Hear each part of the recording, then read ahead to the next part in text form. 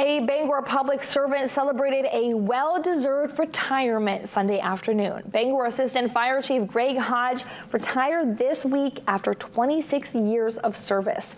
He started as a medic for the department in 1998 after serving in the Air Force. The department credits Hodge with helping their team navigate the COVID-19 pandemic and improving the foundation of the new training facility, which is in the works. They say, quote, "Greg, we thank you for your dedication and service. May you have many safe and happy years ahead of you and enjoy your retirement."